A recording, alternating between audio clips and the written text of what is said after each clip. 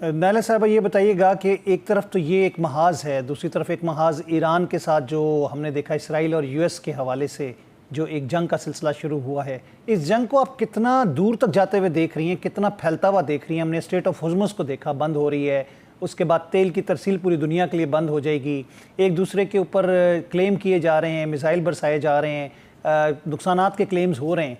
आपको लगता है कि ये जंग जो है चंद दिनों की है या ये महीनों पर मुहित होगी? देखिए, इस वक्त तो कहना बहुत मुश्किल है, लेकिन जो मुझे नजर आ रहा है वो यही है कि इजराइल की और अमेरिका की स्ट्रैटेजी थी कि हिट एंड रन, कि तबाहकारी की, और भाग तहस गए। नहस किया।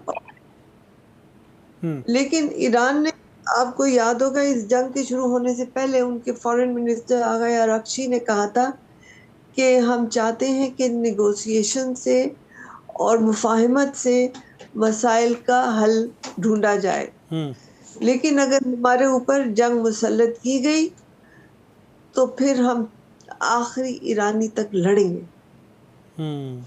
लेकिन नायला तो साहब, ये बात, कोई मौक़िफ़ अमेरिका की तरफ से या उनके इत्तेहादियों की जानिब से कोई एक मौक़िफ़ नहीं आ रहा। कभी वो कहते हैं कि रिजीम चेंज की बात हम चाह रहे थे, कभी वो कहते हैं कि सुप्रीम लीडर की शहादत थी हमारा मकसद, कभी कहते हैं कि न्यूक्लियर प्लांट को तबाह करना मकसद था, कभी कहते हैं कि उनके मिसाइल प्रोग्राम को तबाह करना हमारा मकसद था, कभी वो कहते हैं कि जी ये हम पे हमला करने वाले थे ईरान।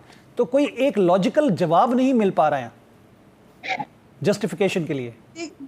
कोई नहीं लॉजिकल जवाब इसलिए नहीं मिल पा रहा कि लॉजिक इसमें है नहीं।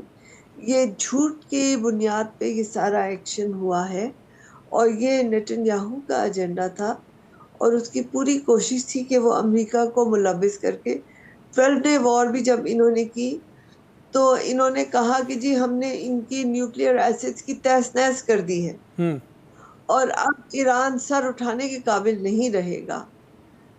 तो फिर जब ये इतने कामयाब हो गए थे तो दोबारा जंग की जरूरत क्यों पेश आई? पहली बात। आई बात रिजीम चेंज की, तो जब से इनकलाब आया है ईरान हमेशा से तैयार रहा है। They used to call America शैतान बुजुर्ग,